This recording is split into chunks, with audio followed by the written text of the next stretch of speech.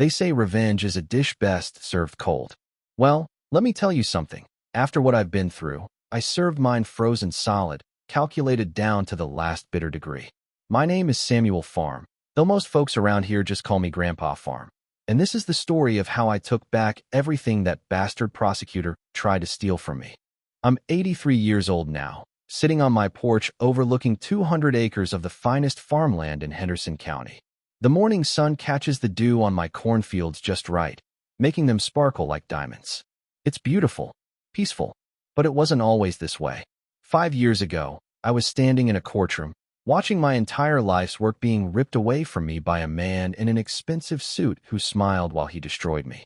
His name was Marcus Holloway, the district prosecutor, and he nearly succeeded in taking everything. Part 1. The beginning of the end. It started on a Tuesday morning in September, unseasonably cold for that time of year. I remember because I'd just finished harvesting the last of my soybeans when Sheriff Patterson pulled up my driveway in his cruiser, lights flashing. My heart sank. You don't farm for 60 years without learning that flashing lights never bring good news. "Sam," he said, stepping out of his car with a face like thunder. "I'm sorry. I have to take you in for questioning." "Questioning about what?" I asked, genuinely confused. "Tax fraud, embezzlement, money laundering." He wouldn't meet my eyes. "It's serious, Sam. Real serious." I laughed. I actually laughed because it was so absurd. Me? A simple farmer who'd worked this land since I inherited it from my father in 1965? The man who still drove a 30-year-old pickup truck because it ran just fine? Money laundering? But I wasn't laughing 3 hours later when Marcus Holloway laid out his case against me in that interrogation room. He was younger than me by 4 decades, maybe 45 years old, with perfectly styled silver hair and a smile that never quite reached his cold blue eyes. He wore a suit that probably cost more than I made in a month, and he looked at me like I was something he'd scraped off his shoe. "Mr. Farm," he said, his voice smooth as butter, "we have evidence that over the past 15 years, you've been underreporting your farm income to avoid paying federal taxes. We're talking about nearly $2 million in unpaid taxes, penalties, and interest." "That's impossible," I stammered. "My accountant handles all that. Everything's been filed properly." "Your accountant?" He slid a file across the table. "You mean Robert Chin? The same Robert Chin who's currently being investigated for running a tax fraud scheme involving dozens of small business owners? The same Robert Chin who's agreed to testify against all his clients in exchange for a reduced sentence?" My blood ran cold. Bobby Chin had done my taxes for 20 years. I trusted him like a brother. "I didn't know," I said. "I had no idea what he was doing." "Ignorance isn't a defense, Mr. Farm." Holloway leaned back in his chair, completely relaxed, enjoying this. "The law says you're responsible for your tax filings, whether you knew they were fraudulent or not. We're seizing your assets pending the outcome of the investigation. Your bank accounts are frozen. The farm will be placed in receivership." "You can't do that. This is my home, my life." "We can and we will. Unless..." He paused, letting the word hang in the air like a rope. "Unless what?" "Unless you agree to plead guilty to a lesser charge, pay a fine of $100,000, and accept 5 years probation. You'll lose the farm, of course. It'll be sold to pay your back taxes, but you'll stay out of prison." I felt like I'd been punched in the stomach. "That's not justice. I didn't do anything wrong." "Justice?" He smiled that cold smile again. "Mr. Farm, justice is what I decide it is. You can fight this if you want. Hire lawyers. Spend years in court. Drain whatever resources you have left. And in the end, you'll lose anyway, and you'll go to prison. Or you can take my generous offer and salvage something from this mess. You have 48 hours to decide." He stood up and walked out, leaving me sitting there in that sterile room, my entire world crumbling around me. I should explain something here. I didn't have children. My wife Martha and we were married for 52 beautiful years, but God never blessed us with kids. When she passed from cancer 6 years before all this happened, the farm became everything to me. It was my legacy, my purpose, my reason for getting up every morning. And Holloway knew that.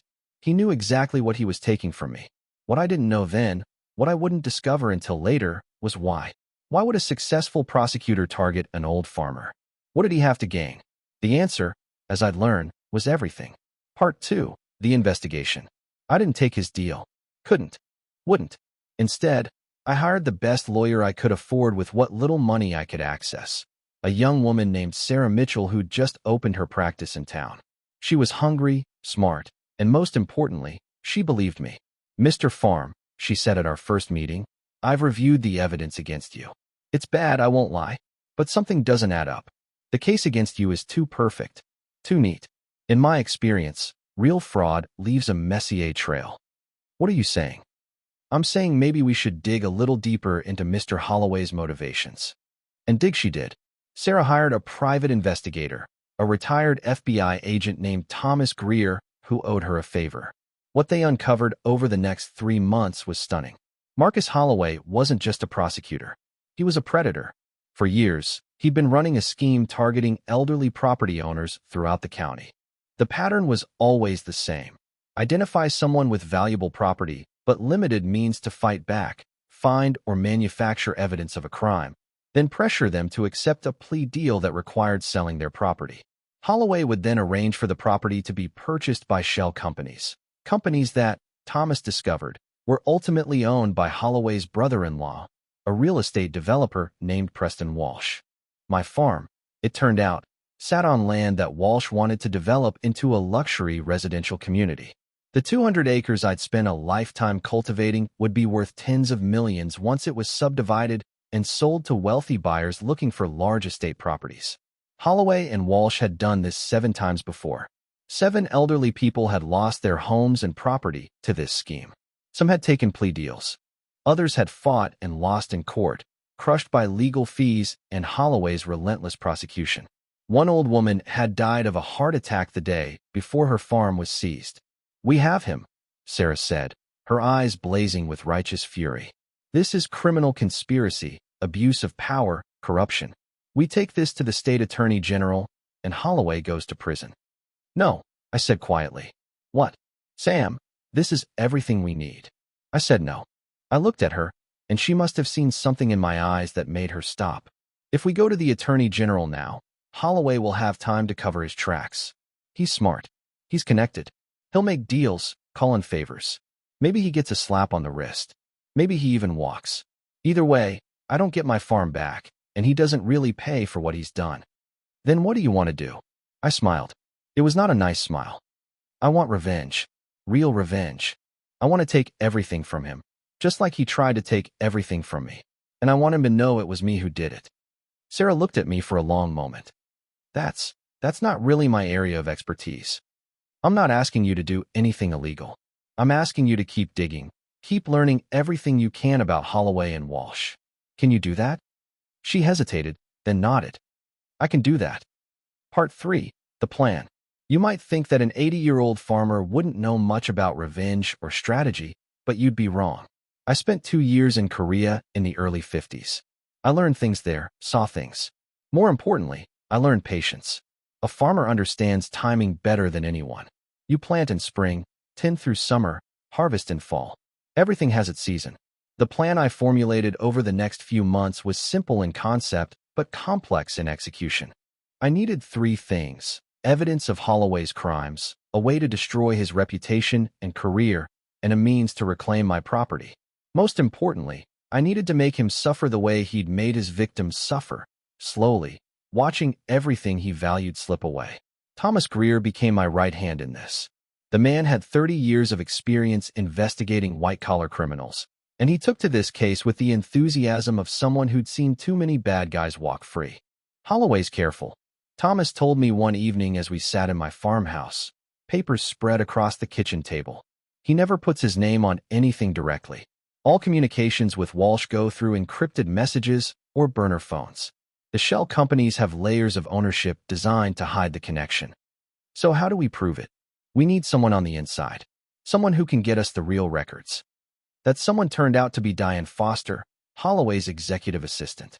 She'd worked for him for 8 years, and according to Thomas's research, she was deeply unhappy. Her daughter needed expensive medical treatment that her insurance wouldn't cover, and she was drowning in debt. Holloway, despite his wealth, had refused to give her a raise or help with medical leave. I met Diane in a coffee shop 2 towns over where no one would recognize us. She was a tired-looking woman in her 50s, with worry lines etched deep around her eyes. "Why should I help you?" she asked after I explained who I was. "Because what he's doing is wrong. Because he's destroying people's lives to make himself rich. Because you know it, and it's eating you up inside." I paused. "And because I'll pay you $50,000 for your help." Her eyes widened. "I don't have that kind of money." "I know you don't. But I do. Hidden away where Holloway couldn't find it.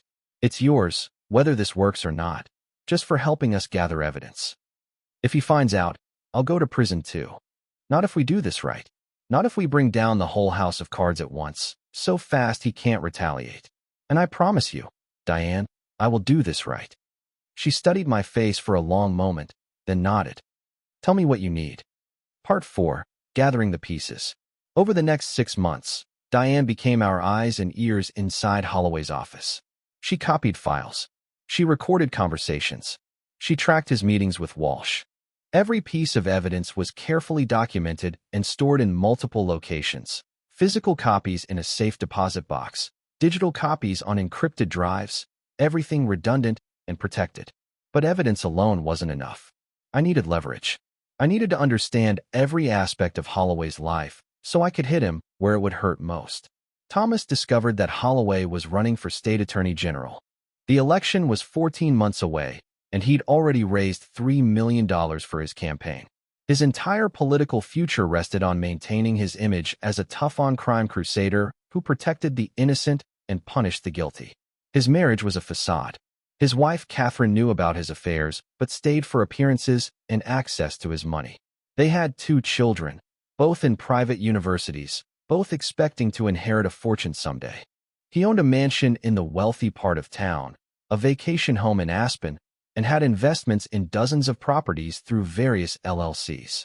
On paper, he was worth approximately $15 million, far more than any prosecutor should be worth on a government salary.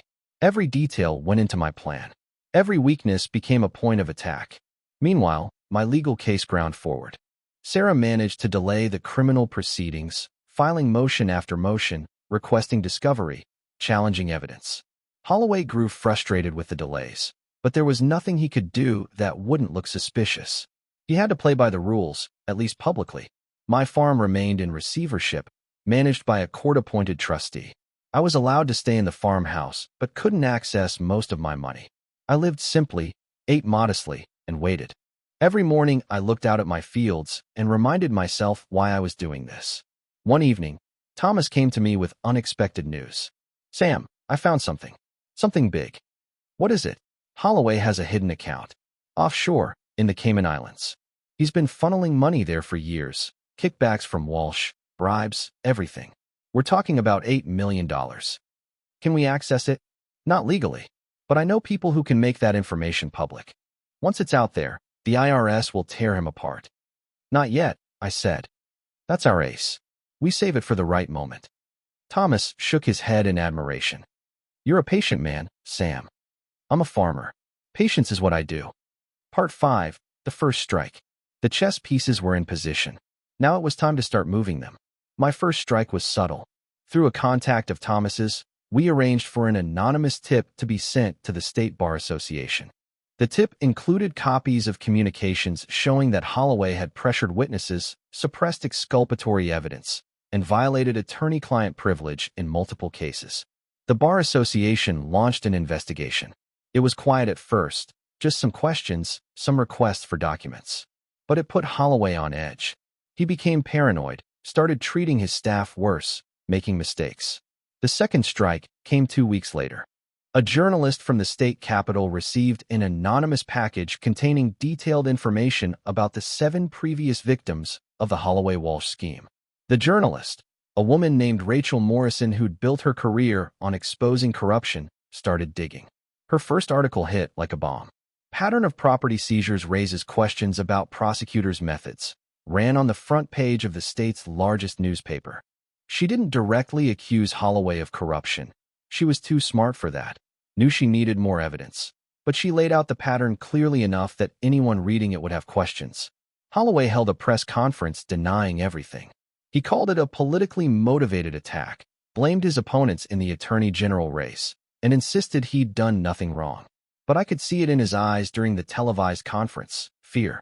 The first cracks were appearing in his armor. The third strike was more personal. I had Thomas leak information about Holloway's affairs to his wife. Not publicly, not yet, but directly to Catherine. Emails, photos, hotel receipts. Everything laid out in a neat package delivered to her home office while Holloway was at work. She filed for divorce 3 days later.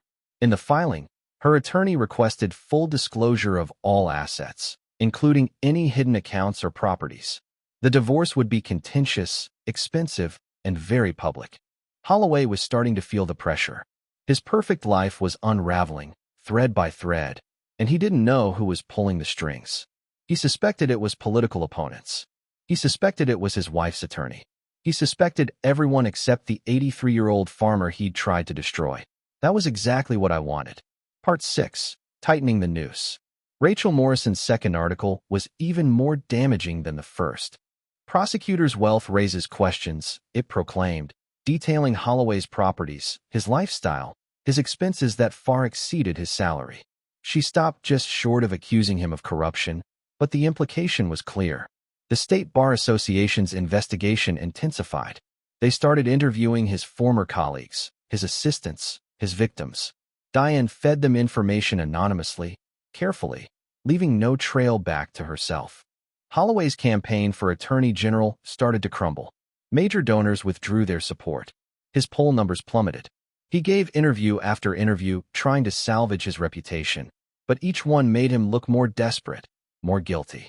Then came the fourth strike, and this one was devastating. Thomas had discovered that Walsh, Holloway's brother-in-law and partner in crime, had a weakness: gambling. Walsh was deeply in debt to some very dangerous people in Las Vegas, people who didn't take kindly to not being paid.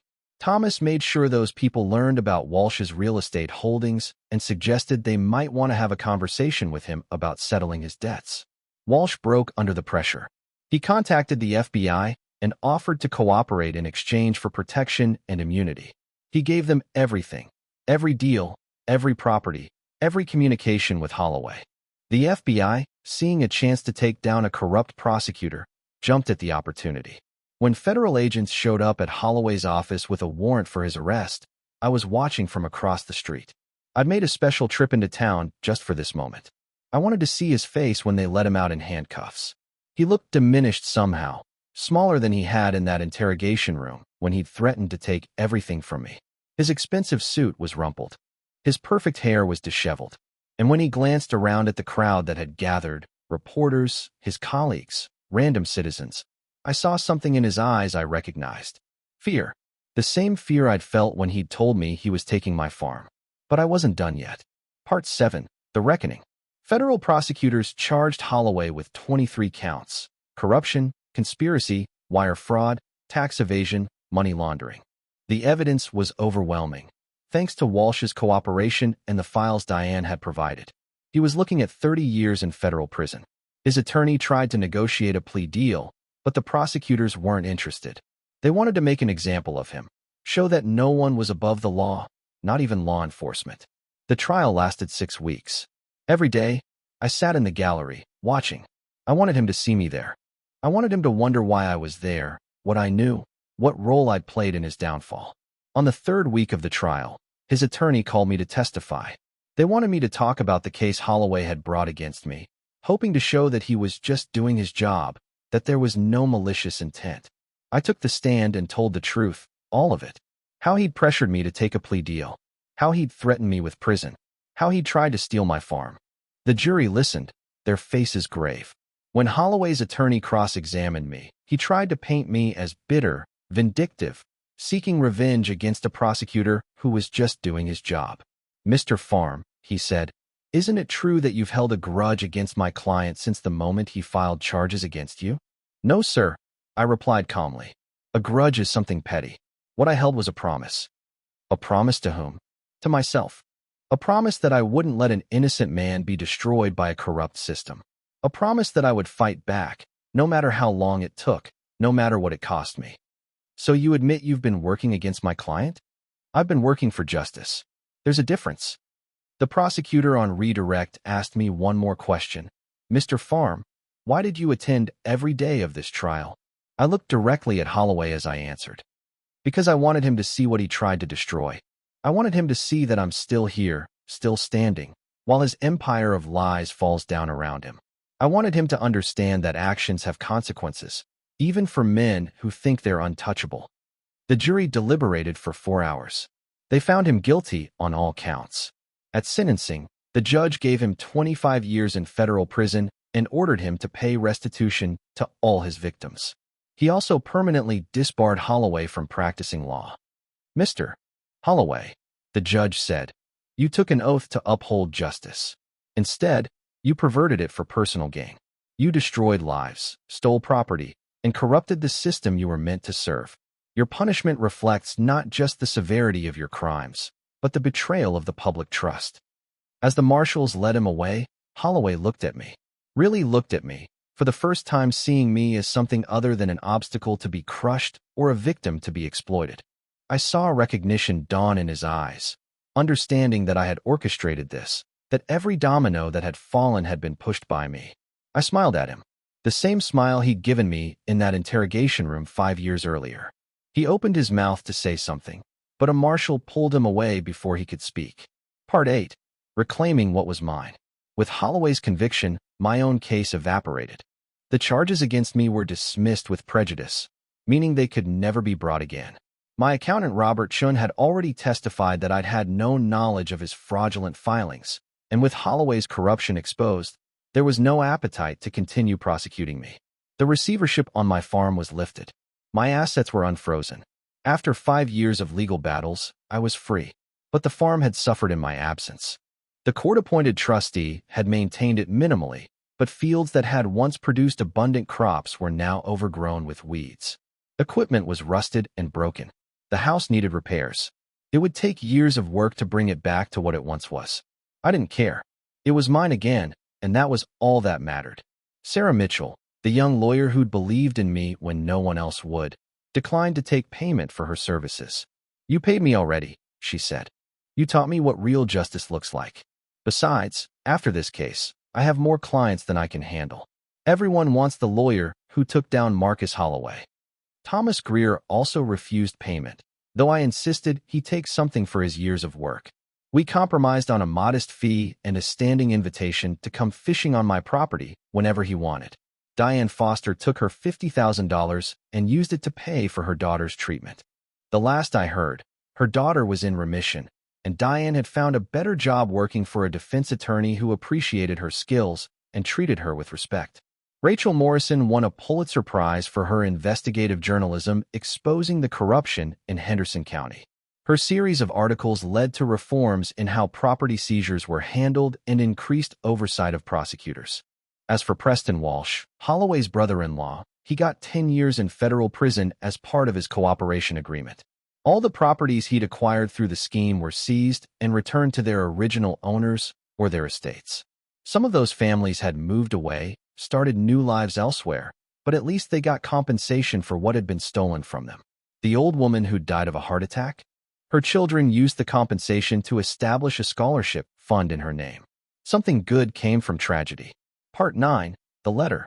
6 months after Holloway was sent to prison, I received a letter. It came in a plain envelope with no return address, postmarked from the Federal Correctional Facility where he was being held. I almost threw it away without opening it. What could he possibly have to say to me? But curiosity got the better of me. The letter was handwritten, his once perfect penmanship now shaky and uncertain. Mr. Farm, I know you'll probably throw this away without reading it, but I had to write anyway. I've had a lot of time to think in here about my life, my choices, what I became. You were right in your testimony. Actions have consequences. I'm not writing to ask for forgiveness. I don't deserve it. I'm not even writing to apologize, though I am sorry for what I did to you and the others. Words can't fix what I destroyed. I'm writing because I need you to know that I finally understand. In that interrogation room, when I threatened to take your farm, I saw you as just another case, another stepping stone to what I wanted. I didn't see you as a person, with a life, with history, with meaning. I didn't see any of my victims that way. But you saw me.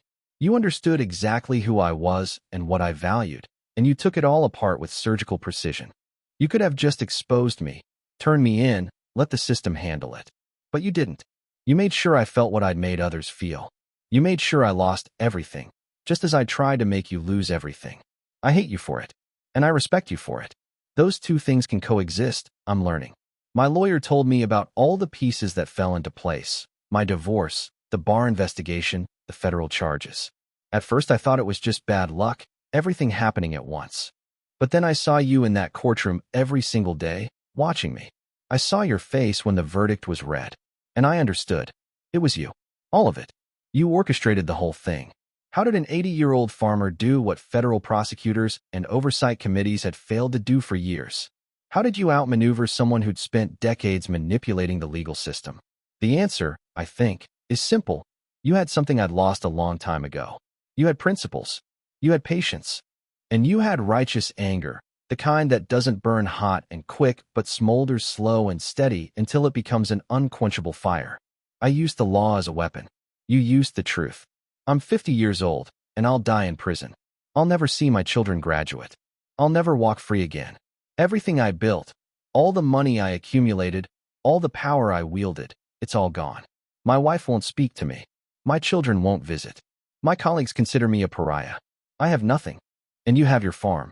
That's justice, I suppose. Real justice, not the corrupted version I practiced for so many years. I don't expect you to respond to this letter. I don't expect anything from you. I just needed you to know that your revenge was complete. You didn't just destroy my career or take my freedom. You made me see myself clearly for the first time in decades. And that's the cruelest punishment of all. Marcus Holloway. I read the letter 3 times, then folded it carefully and put it in my desk drawer. I never responded. There was nothing to say that hadn't already been said in the courtroom, in the verdict, in the sentence. Some people might say I should have felt triumphant reading that letter. Others might say I should have felt guilty, that revenge had made me as bad as him. But I felt neither of those things. I felt closure. Part 10, The Harvest.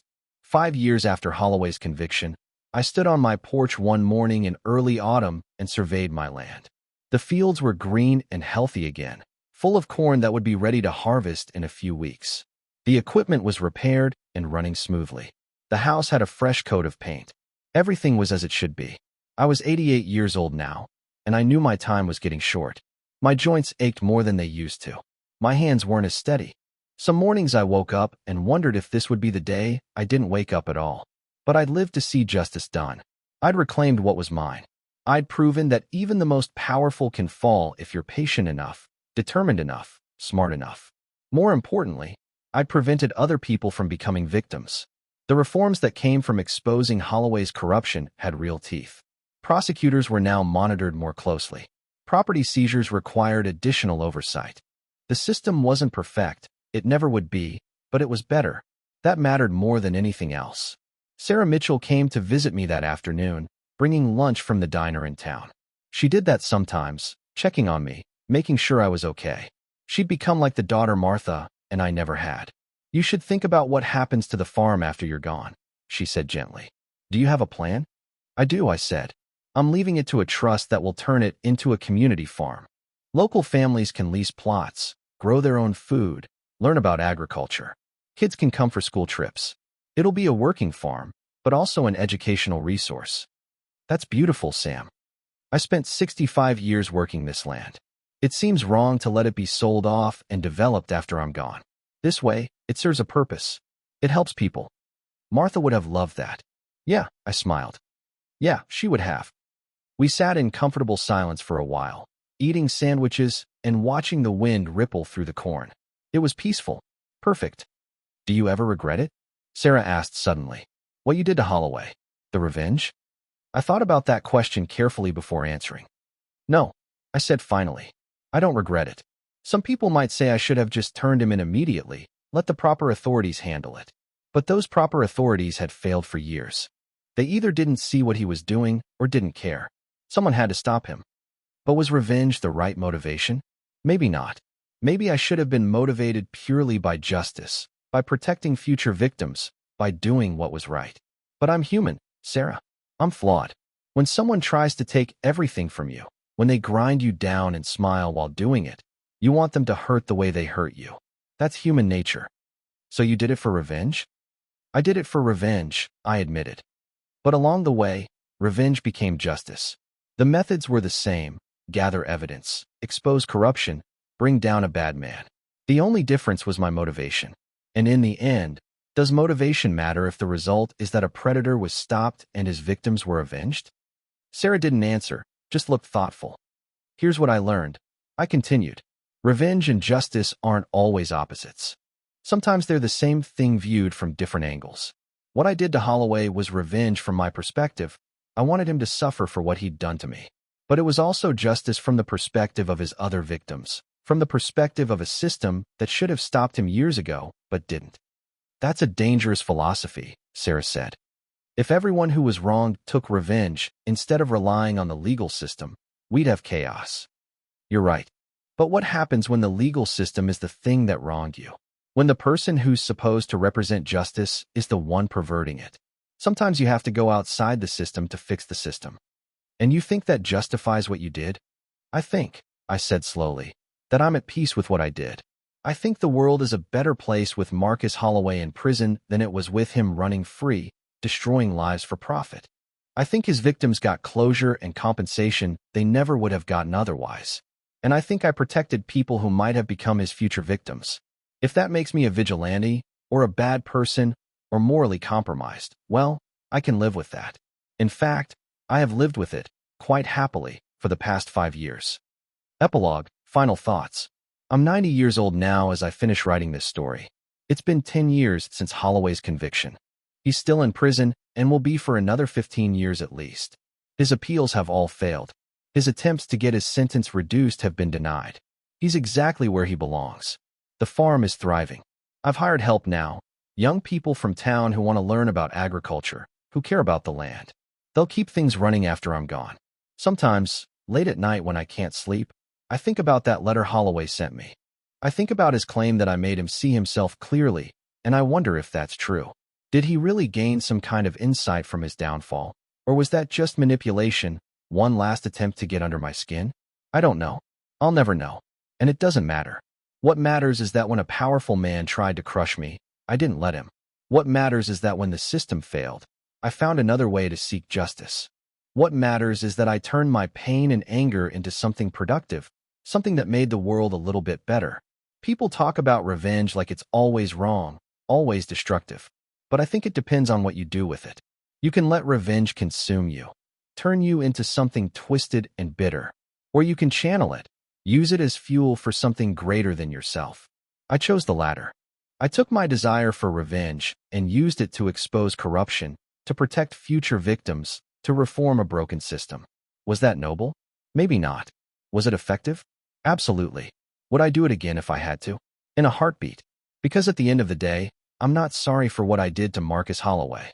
He tried to take everything from me, and I made sure he lost everything instead. That's not just revenge. That's justice. The sun is setting now over my fields, painting the sky in shades of orange and red and purple. It's beautiful. Martha used to love sunsets. She'd sit on this porch with me, her hand in mine, and we'd watch the day end in silence, content just to be together. I miss her every day, but I think she'd be proud of what I did. She always said I was too stubborn to let anyone push me around. She was right. Tomorrow I'll wake up and check on the crops and fix whatever needs fixing.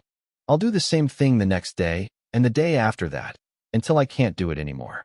And when that time comes, this farm will continue without me, serving the community, teaching the next generation, thriving. That's my real revenge against Marcus Holloway. He tried to destroy my legacy, and instead, I built one that will outlast both of us. Long after he's released from prison, if he lives that long, this farm will still be here, still producing.